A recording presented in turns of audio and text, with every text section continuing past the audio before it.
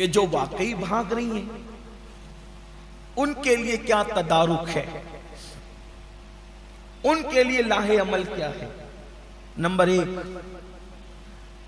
اس کے لیے سب سے بہترین طریقہ یہ ہے کہ اپنے گھر میں اسلامی ماحول کریٹ کیا جائے۔ اسلامی ماحول سے مراد یہ نہیں کہ پرس میں پنج صورت بھی ہو اور موبائل کے اندر گندی پکچریں بھی ہو، یہ اسلامی ماحول کا میں قائل نہیں۔ اسلامی ماحول وہ جو پیور اسلامی ماحول، جس میں نماز بھی ہے، نماز بھی ہے۔ کون سا اسلامی ماحول لوگ پیدا کرتے ہیں؟ ادھر مصلی سے اٹھے ادھر سیریل دیکھنے بیٹھے، یہ کوئی اسلامی ماحول؟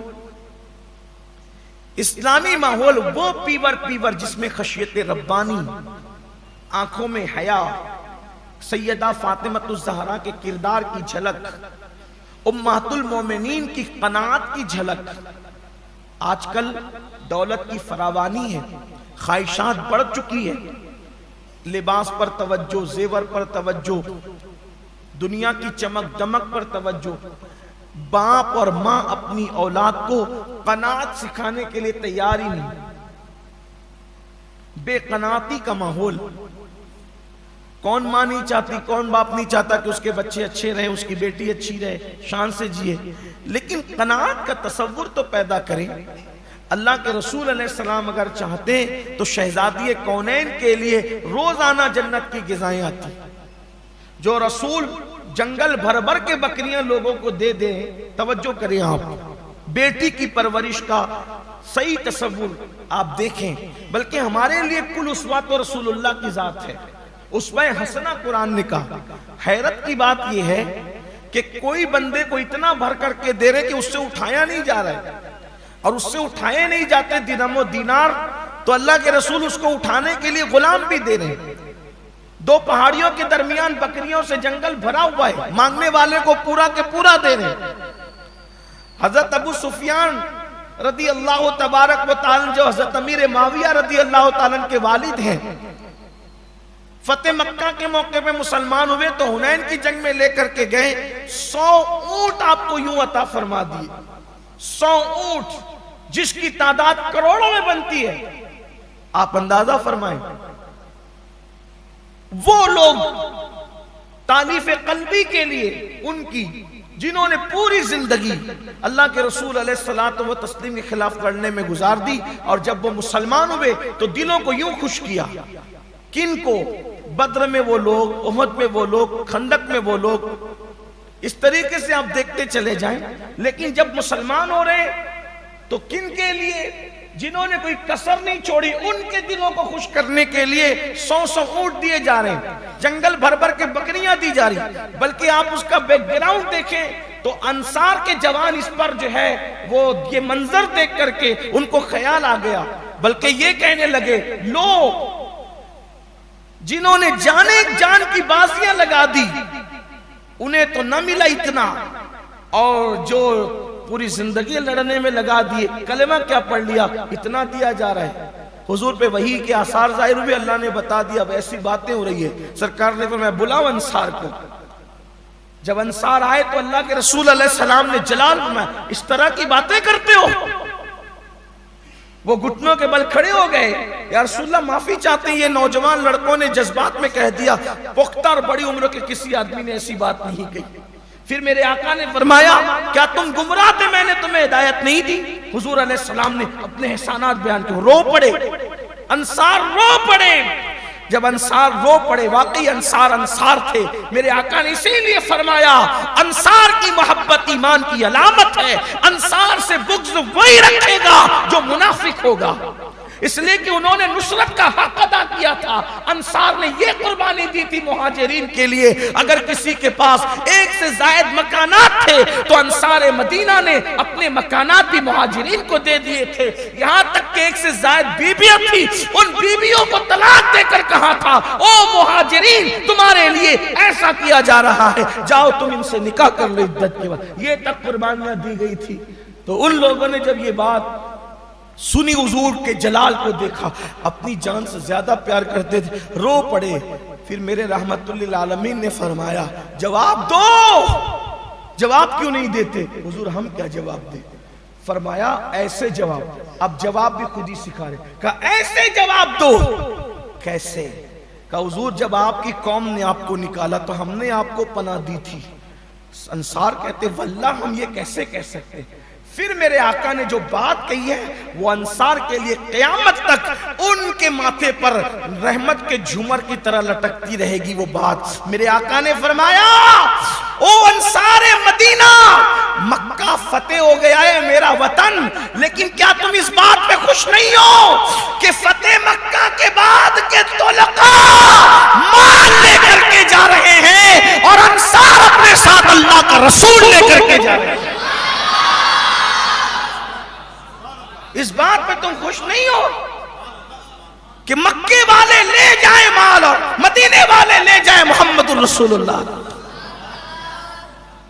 میرے آقا فرماتے اگر پوری کائنات دو گھاٹیوں میں چلے گی، پوری کائنات دو گھاٹیوں میں چلے گی تو میں دیکھوں گا کہ انصار کس میں چل رہے ہیں، میں انصار مدینہ کے ساتھ چلنا پسند کرتا ہوں۔ ہاں تو پھر وہ ایسی ان کی طبیعت ہری ہو گئی اور غدغد ہو گئی کہ سبحان اللہ، پھر وہ جو دکھ تھا وہ غم تھا۔ کہنے کا مطلب یہ ہے کہ فتح مکہ کے بعد کہ وہ مقدس مسلمان ان کو رسول اللہ اتنا دے رہے ہیں، ہے نا، بلکہ کافر بھی آیا تو اس کو بھی اتنا دے رہے ہیں، ٹھیک ہے نا، ٹھیک، جنگل بھر بھر کے بکریاں، تھیلے بھر بھر کے درہم و دینار، لیکن جب خود کی شہزادی آ رہی ہے، کائنات کو دینے والا رسول، خود کی شہزادی آ رہی ہے، فرماتے ہیں بیٹی میں تجھے کیسے دوں؟ ابھی تو بدر اور احد کے یتیموں کا حق باقی، تمہیں کیسے دوں؟ شہزادی کو نہیں دے رہے، وجہ اللہ کے رسول علیہ السلام اپنی شہزادی کی تربیت کرنا چاہتے ہیں قناعت کے حوالے سے، اور ہمیں بتانا چاہتے ہیں ہونے کے بعد بھی یہ تربیت کا حصہ ہے کہ اولاد کے اندر قناعت پیدا کرو، قناعت پیدا کرو۔ قناعت آج اولاد سے نکلتی جا رہی، خواہشات بڑھ رہی ہے، تو اس کی وجہ سے بھی یہ حالات پیدا ہو۔ تو بیٹیوں کی صحیح تربیت ہو، ان کی خواہشات پہ کنٹرول ہو، اور صرف بیٹیوں کی خواہشات پہ نہیں، بیٹوں کی خواہشات پہ بھی کنٹرول ہو۔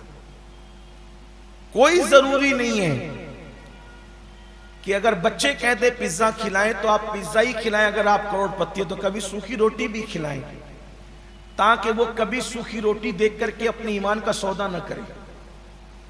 آپ کبھی کربلا پر نظر کریں اور پھر رسول اللہ کی تربیت کا اثر دیکھیں۔ دیکھو جو لوگ بہت عیش اور آرام کی زندگی میں وقت گزارتے ہیں، ان کی سب سے بڑی کمزوری ہوتی ہے ان کا آرام چھن جانا۔ جیسے ایک مثال، اگر کوئی بندہ شرابی ہو، اس سے شراب روک لیں، اپنی جو چیز چاہے منوا لیں، ہے نا۔ حضرت عیسیٰ علیہ السلام کا پتہ یوں ہی تو لوگوں نے لگایا تھا کہ آپ کے حواریین میں سے ایک بندہ تھا جو شرابی تھا، اس کو شراب سے روک دیا گیا، پھر اس سے پوچھا کہ 2 بوتلیں دیں گے، ایک نہیں 2 بوتل دیں گے، بتا عیسیٰ کہاں ہے؟ اس نے شراب کی 2 بوتلوں پر نبی کی جان کا سودا کیا کہ نہیں کیا؟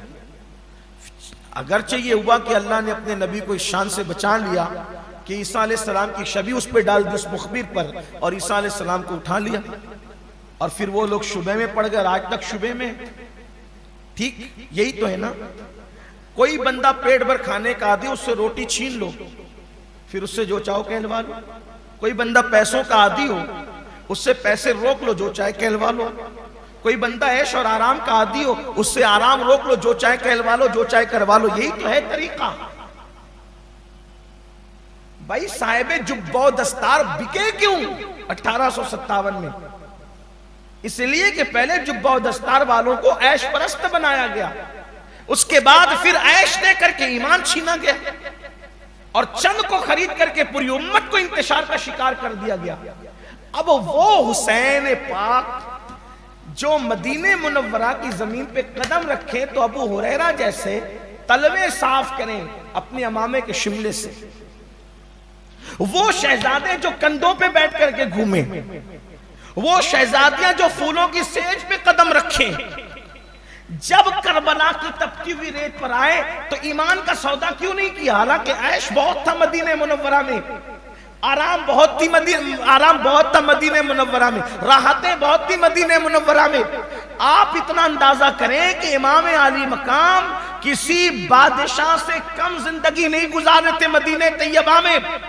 امام عالی مقام کے متعلق جب ملک شام سے ایک بندہ چلا، اس نے امام حسین کو نہیں دیکھا تھا، ملک شام سے ایک بندہ چلا، امام کو نہیں دیکھا تھا، اور اس نے حضرت امیر معاویہ سے پوچھا کہ معاویہ میں مدینہ منورہ جاؤں گا، میں نے حسین کو نہیں دیکھا، تو آپ مجھے یہ بتائیں کہ میں کیسے پہچانوں گا کہ ان میں حسین کون ہے؟ اہل مدینہ میں مجھے پتا کیسے چلے گا کہ حسین کون ہے؟ کسی کے بتائے بغیر آپ مجھے نشانی بتا دیں۔ تو حضرت امیر معاویہ رضی اللہ تعالیٰ عنہ فرماتے ہیں پوری مسجد میں جو سب سے خوبصورت انسان ہوگا اور جس کے ارد گرد لوگ سب سے زیادہ ہدف کا حلقہ لگا کے بیٹھے ہوں گے، بغیر بتائے سمجھ لینا کہ یہی حسین ابن علی ہے۔ یہ پوزیشن ہے امام حسین کی، یعنی پورے مدینے میں سب سے زیادہ لوگ جس کا احترام کرتے، سب سے زیادہ بزرگ جس کو سمجھتے، اس شان سے زندگی گزر رہی تھی۔ ایسوں کا ایس چھین کر کے ان کو تو آسانی کے ساتھ بات منوائی جا سکتی تھی، لیکن سیدہ کو یہ کہنا کہ ابھی بدر و احد کے یتیموں کا حق دینا باقی میں تمہیں کیسے دے دوں، یہ تربیت رسول اللہ نے اپنی شہزادی کی اور شہزادی کونین نے یہی تربیت حسنین کی۔ اس وجہ سے راحت و عیش کی زندگی چھننے کے بعد انہوں نے اپنے ضمیر کا سودا نہیں کیا، کیونکہ راحتوں میں بھی انہیں امتحان دینے کی ٹریننگ دی گئی تھی۔